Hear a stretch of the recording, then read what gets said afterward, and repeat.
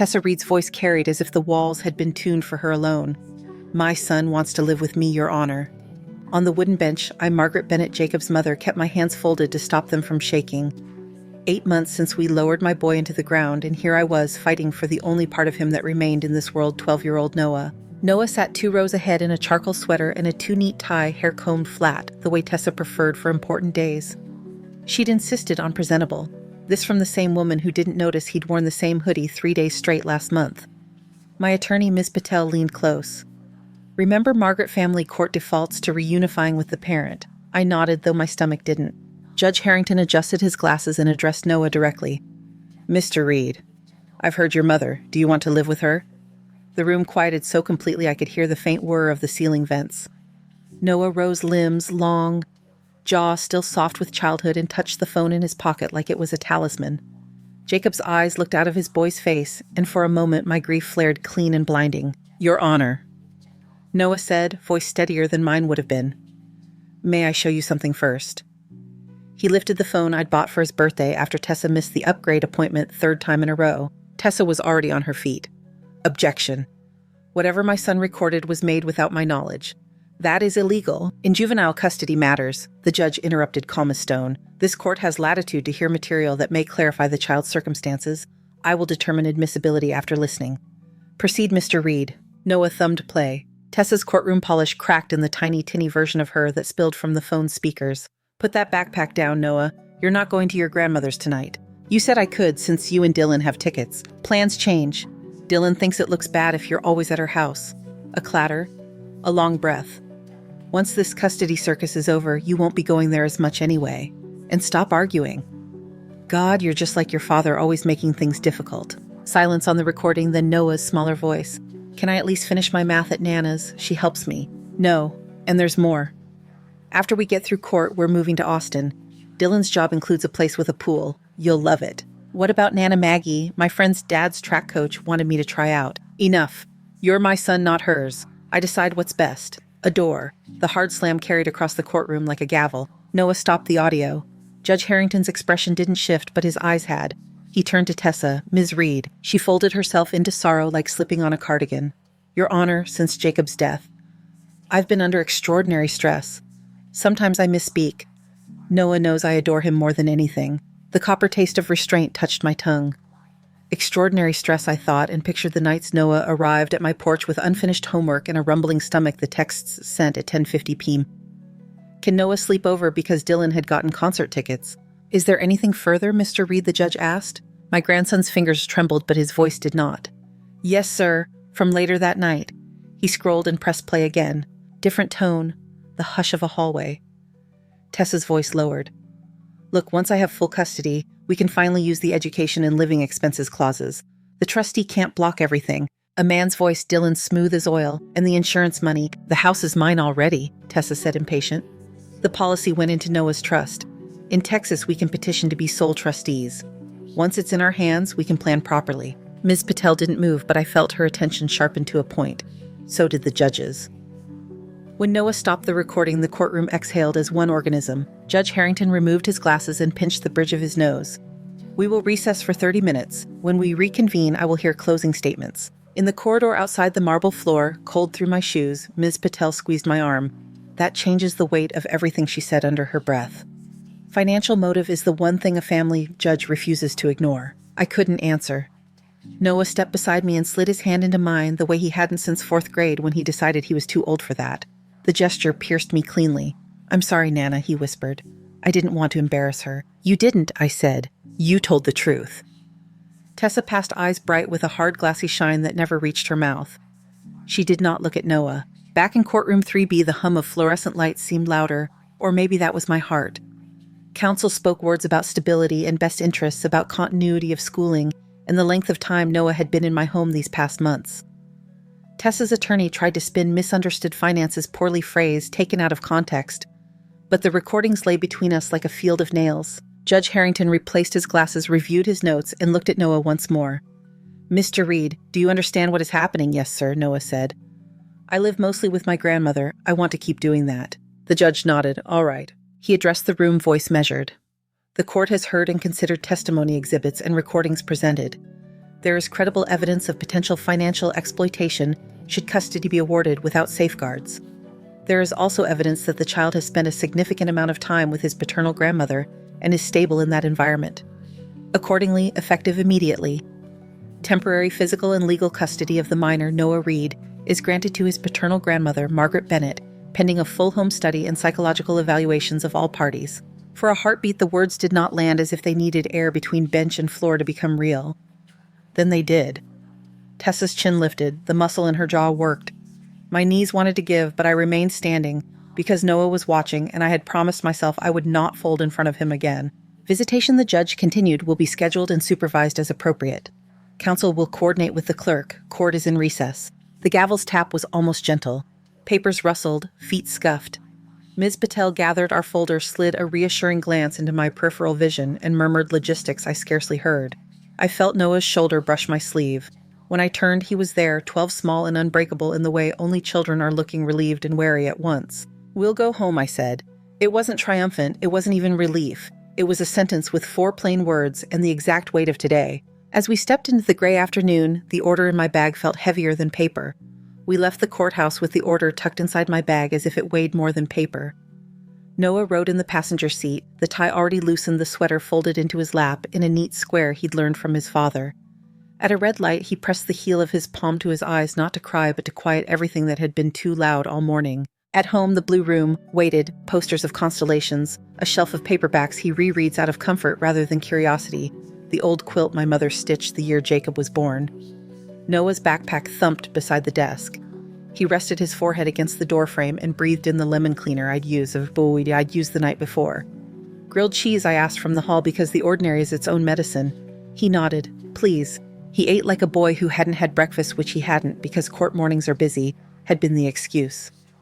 Between bites, he told me about a science project water testing at the creek, and I told him the filter in the aquarium needed changing, and for 20 blessed minutes neither of us said custody. The peace broke with the buzz of my phone. "Ms. Patel."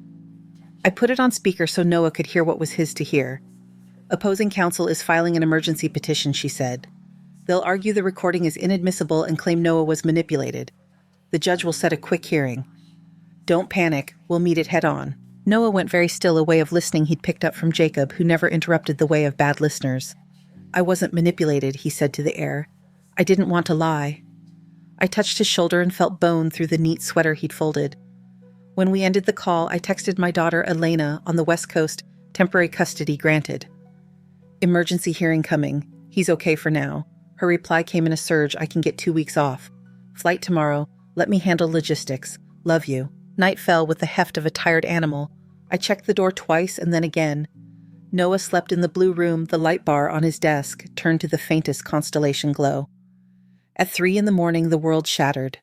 The sound was so sharp I thought ridiculously tree branch, until the second crack of glass cured me of optimism. "Stay in your room," I whispered through his door, already dialing 911. The living room window was a field of teeth. A brick lay on the rug, wrapped in cheap twine, a scrap of paper tied at its belly. "Drop the case, or next time isn't glass." I took photographs with hands that didn't feel attached to me, waited on the porch beneath a cold sky while Noah breathed in steady counts behind the upstairs door. The officers were professional, almost kind. They took statements logged. The note frowned at the angle of entry as if the trajectory told a story they could only partly hear. When I said the name that sat unspoken in my throat, they didn't write it down. Without footage or a witness, one told me we can't speculate. When they left, I swept the glass into a dustpan because there was nothing else I could control. At dawn, Elena's text arrived with the firmness I needed. "I'll sort cameras. You cook breakfast. One of us has to make it feel like morning." By noon, a doorbell camera and 2 slim domes watched the house like alert birds. Noah pretended indifference, asking where the screw kit lived and if the drill still bit to the left, but when he thought I wasn't looking, he checked the feed on my phone, assuring himself the porch lived inside a little square we could rewind. Tessa's next strike did not break glass. It reframed the story. On social media, she became a woman wronged, a grieving mother, her late husband's family controlling a grandmother, stealing a child's love. Old photographs bloomed, Jacob grinning while Noah, sticky with frosting, sat on Tessa's hip. The captions did their work. People shared. Cousins you only see at weddings reposted with sighing emojis and soft condemnations. Strangers offered prayers and a rage that cost them nothing. Should we answer any of it? Elena asked that evening, suitcase still zipped by the door. her hair pulled into the precise knot of a surgeon in transit. I called Miss Patel on the spot. "Don't engage," she said. "Screenshots everything. Judges don't decide cases on Facebook, but they notice when people brawl there." Noah saw it the next day at school on someone else's phone. He came home quiet, a quiet that was a shadow of the 3 a.m. house, different in color but equal in chill. "She says you turned me against her," he said finally, staring at the aquarium where the filter hummed like breath. "I don't feel turned." I told him the filter would make the water clear by morning and that feelings didn't know from propaganda, and he nodded as if water and feeling were built from the same thing. The visit from Child Protective Services arrived as a knock at 2 p.m, polite and inexorable. The social worker, Ms. Rivera Hare, in a braid thick as rope, introduced herself, asked to see the kitchen, the refrigerator, the meds cabinet, asked whether the smoke alarms had fresh batteries. She sat at the table with me while Noah spoke with her separately in the blue room. Elena moved around us, making tea, measuring her movements like a metronome. When Ms. Rivera finished, she did not stand immediately. "We receive a flood of reports during contested custody," she said. "Our job is to sift. Your home is safe, Mrs. Bennett. That's clear." She pressed her card into my hand anyway. "There may be follow-up," she added, "and the word may carry the certainty of weather patterns." Elena arranged an appointment with a child psychologist, the way she schedules an operating room quickly, cleanly, as if tidy paperwork could force chaos to behave. Dr. Priya Desai's office smelled of rain and books. She spoke to Noah as if he were already the exact size of himself, no baby talk, no hard kindness. He resisted at first, calling therapy talking at a stranger, so Elena used the surgeon's trick. "Think of it like physical therapy for a muscle you strained. You don't stop using the muscle, you teach it not to pull wrong." On the drive home, Noah said, "So my head is a hamstring," and I laughed because the image helped. After the third session, Dr. Desai asked to see me alone. "Noah's resilient," she said, "a word people love because it sounds like victory when it is only survival. He's also carrying responsibility that belongs to adults. He checks your face before he speaks, wondering if the truth will cost you.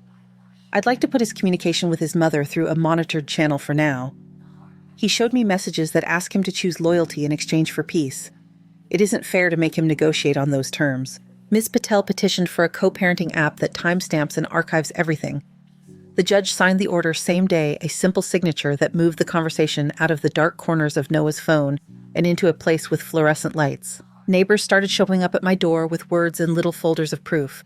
The Changs from next door, who had watched Noah knock on my door on nights he should have been at home, offered to write statements. Mrs. O'Brien across the street had dates and times on a paper calendar because she never trusted her phone. "I'm not trying to hurt anyone," I told them, and meant it even as I accepted copies. "You're trying to tell the truth," Mrs. O'Brien said, her thin hand warm around mine. "Sometimes it needs witnesses." Tessa found a job not long after at the county hospital. Administrative work and billing, the department that handles employee files. Elena's hospital, the one her fellowship had tethered her to before she found the courage to leave for a better post. Elena went very still when she saw the announcement on a mutual acquaintance's page. "That puts her a password away from my life," she said. "I'll alert HR." She sent an email that read like a small fortress request for access logs reminder of federal privacy laws, a paper trail so crisp you could cut paper with it. We didn't discuss it in front of Noah. The nights trimmed sleep close. I'd wake at 1:30 to the glow from the doorbell camera, every passing car briefly mistaken for a threat. Noah would wander down at 2 for water, not because he was thirsty, but because he disliked the way the house sounded when his grandmother was the only one awake. We rationed calm the way people ration sugar when they don't know when the next delivery truck will arrive. In the middle of this drip-drip campaign, something shifted in me I couldn't name until Elena said it aloud. We were at the kitchen table, Noah at the desk, working a math sheet that made him mutter about fractions as if they were uncooperative colleagues. "You keep trying to argue on the field she chooses," Elena said quietly. "Custody hearing, Facebook, CPS. What if you stop arguing and start disarming?" "How?" "She cares about money more than anything," Elena said without cruelty. "Every move points there. If you address the motive, you might end the fight she keeps dragging us into." It was indecent to think about. It was also honest. I called Ms. Patel and said the words like a person saying a confession. If there's a way to resolve this by addressing the financial motive directly, I told her I want to consider it. I won't touch Noah's trust. I mean my own resources. Ms. Patel didn't rush her answer. "Courts hate the appearance of buying custody," she said. "If you ever moved in that direction, the approach would need to be pristine. And it can't come from you. If it comes from her, if she proposes something that the court can read as stability, rather than sale, the ground is different." Elena had already been thinking. Dylan's ex-wife works at my old hospital, she said. We overlapped on a transplant case. Their divorce was loud and expensive. She might be willing to pass a message none of us ever said. I gave Elena a look and she added, nothing explicit, just that we're exhausted and open to peace. That Noah is stable here, that any resolution has to truly resolve things. Days went by. We held steady to routine school drop-off supervised calls in the app that read like minutes from a meeting rather than conversations between mother and son therapy. Wednesdays at 4 guitar practice from Noah, that sounded like a boy trying to reteach his fingers to trust joy. The doorbell camera captured only packages and salesmen, and the occasional raccoon with ideas above its station. The aquarium cleared. On a Wednesday, when noon light fell clean and harmless across the kitchen floor, a call came from a number not in my contacts. Margaret Bennett, I answered, out of habit. Tessa did not clear her throat.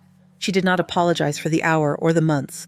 I think it's time we discuss a permanent arrangement, she said, voice smooth enough to pour.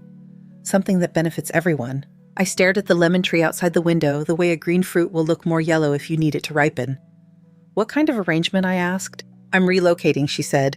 Dylan's position in Austin is confirmed, and frankly, this town is full of ghosts. Long-distance co-parenting is stressful for a child, especially when your family insists on turning every decision into a battle. There was the honey, there was the sting. Noah is attached to your home. He's comfortable in that school. It may be best for him to remain. You're proposing he live here, I said, because sometimes the obvious needs to be said to be real. A clean break, she said. I've looked into options. In some cases, a parent can voluntarily terminate rights where another family member steps in. It would spare everyone more court dates. She didn't let the word termination linger long enough to rot. Of course, there would be practicalities to acknowledge. Practicalities. Relocation costs, she said as if the words were a purse. She was shaking out coins clinking at the bottom. The reality that I'd be relinquishing decision-making authority. It's not nothing. I would expect that sacrifice to be recognized. How would you define recognition? She did not pause. $250,000, she said, brisk as a cashier. Escrowed, released per council's terms.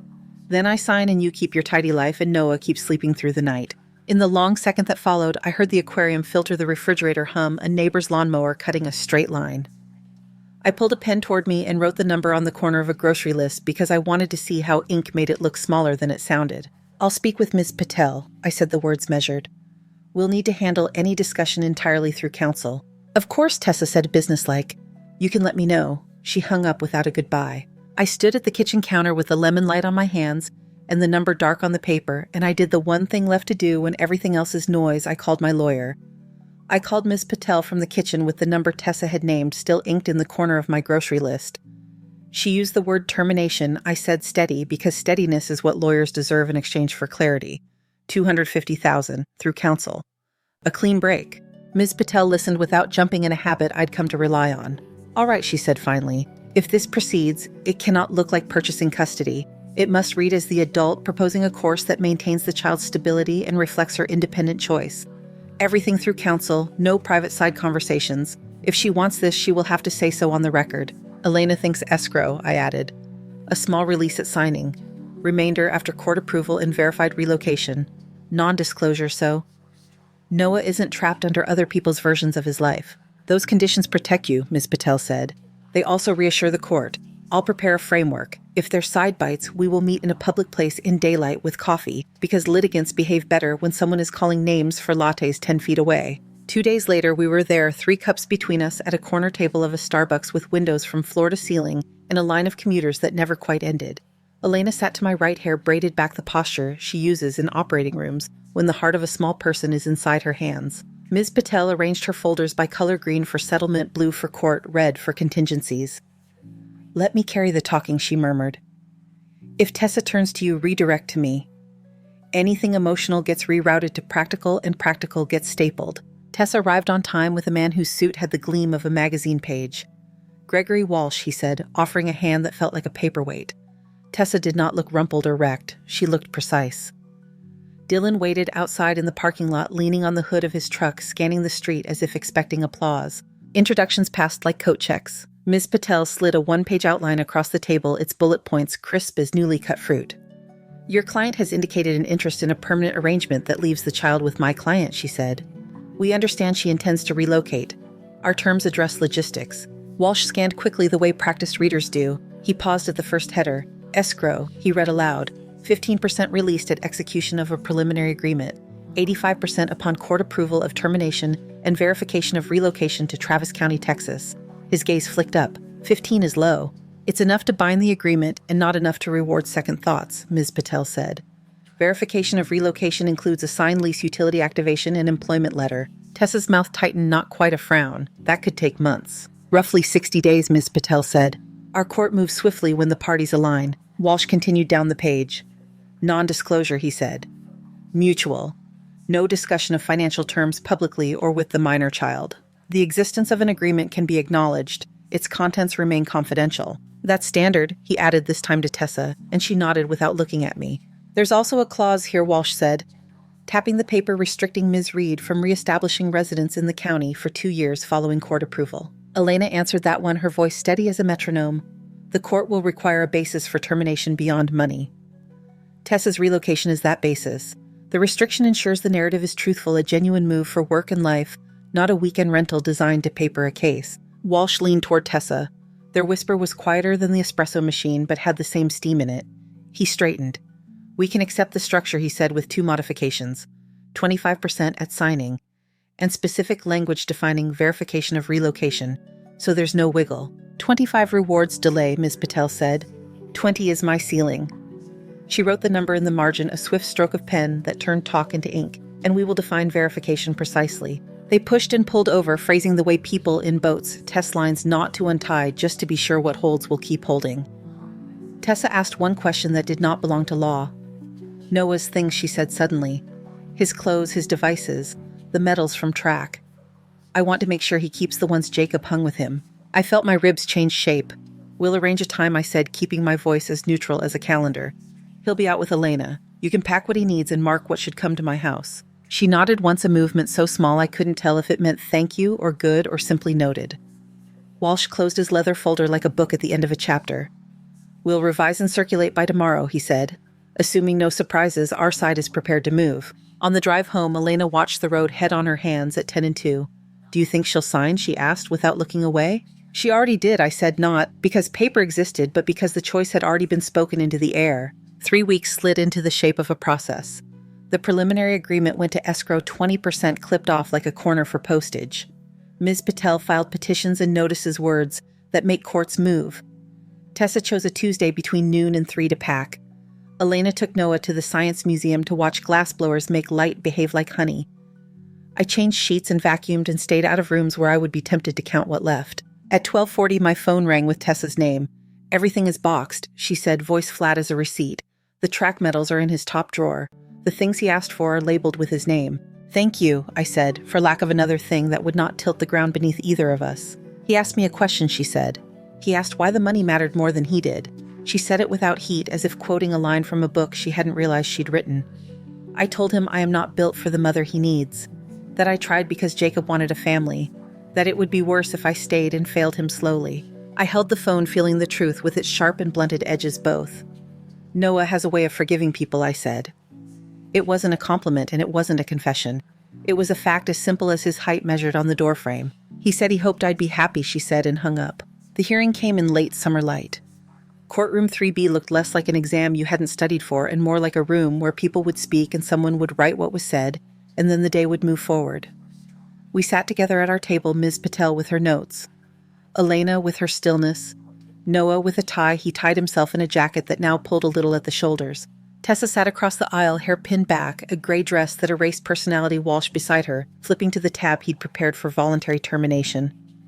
Dylan held a seat in the gallery and looked at the exit door as if it owed him something. Judge Harrington entered without rustle.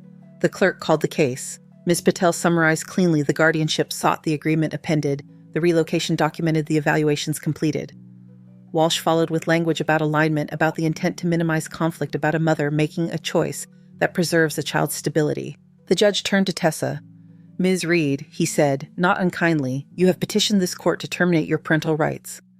Do you understand that termination is permanent and irreversible? Yes, Your Honor, she said. Do you understand that you will have no legal right to visitation, to make decisions, or to be informed about the child's life? Yes, she said again, and her voice did not shake. The judge's eyes moved to Walsh. There is a settlement between the parties, he said. How should the court characterize it? Not as payment for rights, Walsh said smoothly. As recognition of logistics relocation transition, the shift in decision-making authority, and as a way to prevent further litigation. Ms. Patel didn't object. She didn't need to. The paper already said what it said. The judge looked at Noah. It was not a test. It was a confirmation. Mr. Reed, you and I spoke privately last week, he said. For the record, do you understand what this hearing is about? Yes, sir, Noah said, hands clasped knuckles white where he held them too tightly. My mom is ending her rights so she can move to Austin. I'll live with my grandmother. My aunt is the backup if anything happens. And you are comfortable with this arrangement? Yes, Noah said. He took a breath. My dad used to say family is about showing up. My grandmother and aunt show up. The judge didn't smile, but his mouth softened at the edges. He looked down at his notes, read what he already knew, and then said it aloud because courts transform knowledge into orders with words. The court has reviewed the petition, the guardian ad litem's recommendation, the psychological evaluations, and the parties' agreement. The record shows the child has established stability in the grandmother's home, and the petitioner has articulated reasons for termination consistent with the child's continuity of care. He set the page aside. The courtroom breathed. Accordingly, it is the order of this court the parental rights of Miss Tessa Reed as to the minor child Noah Reed are terminated. Full legal and physical guardianship is granted to Margaret Bennett, with Elena Bennett designated as successor guardian. The clerk will issue letters of guardianship. Counsel will coordinate the transfer of any remaining documents and property. The gavel fell. It didn't crack like glass or sound like a door. It simply marked a line between two pages. Papers rustled. Chairs scraped. The clock on the wall ticked so loudly I wondered if it had always been doing that. Ms. Patel shook my hand. Elena squeezed my arm without looking at me so I wouldn't have to steady my face. Noah exhaled and his shoulders dropped a fraction of an inch, just enough for the jacket to fit him again. Tessa approached not close enough to be accused of breaching anything, not far enough to pretend she was already gone. She looked at me, not around me, and her voice belonged to no one else. The apartment lease starts next week, she said. We'll go Tuesday. Understood, I said. It was the right size word. She turned to Noah, hesitated, then extended her hand. He took it. Goodbye, Mom, he said. Take care of yourself. His voice didn't rise or fall. It just carried across the small space between two people who had the same last name on paper and something else entirely inside their chests. You too, she said. For a heartbeat, her face changed. Gone was the courtroom neutrality, gone the practiced sorrow. There was a human expression I couldn't parse. Then the mask returned and she stepped back. Walsh touched her elbow. They left without looking behind them. Dylan trailed after, keys spinning in his hand. The clerk handed Miss Patel certified copies. Elena tucked one into a folder, one into her bag, one into mine. We filed out into heat that smelled like sun and car tires. The granite steps held the day's warmth. Noah stood between us, tie a little crooked hair refusing to stay flat, the corners of his mouth not exactly smiling, not frowning either. Ready, I asked? He nodded. We walked to the car. The guardianship letters in my bag were heavy in a way that didn't bruise. The afternoon had ordinary things in it: traffic, a grocery list with a number scrawled in one corner, a house with a lemon tree leaning toward the kitchen window, and a boy who slid into the back seat and buckled his belt without being asked. I started the engine. The radio found a station where the announcer spoke between songs in a voice that made the world sound manageable. We pulled away from the curb, and the courthouse shrank in the rearview mirror until it was only part of a skyline that knew how to hold a day like this without dropping it. We didn't celebrate in the parking lot. There was no cheering, no group hug. I drove us to the store because the fridge was short on milk, and Noah asked for the flavor he always chose when the world felt too sharp: mint chip. We bought a carton and a bag of lemons, and at home I slid the certified letters of guardianship into a plastic sleeve and pinned them on the corkboard above the desk where bills live. Noah took off his jacket and hung it carefully as if the day had taught him not to drop anything. The house adjusted. The doorbell camera kept collecting quiet, mostly mailmen, and one determined raccoon. The aquarium filter hummed. By morning, the water would be crystal again. Noah fell asleep in the blue room with the desk lamp turned low to the color of a winter planet. When I woke in the middle of the night, I didn't pace the hall. I stood at the kitchen window and watched the lemon tree shifting against the darker dark, and then I went back to bed. In the weeks that followed, we sorted Noah's life into drawers. Tessa's boxes came over in 2 trips, shirts rolled into tight cylinders, the track ribbons looped on a hanger, a shoebox of ticket stubs, and a few postcards Jacob had mailed from conferences when Noah was small. Elena labeled everything with the neat block print she uses in charts.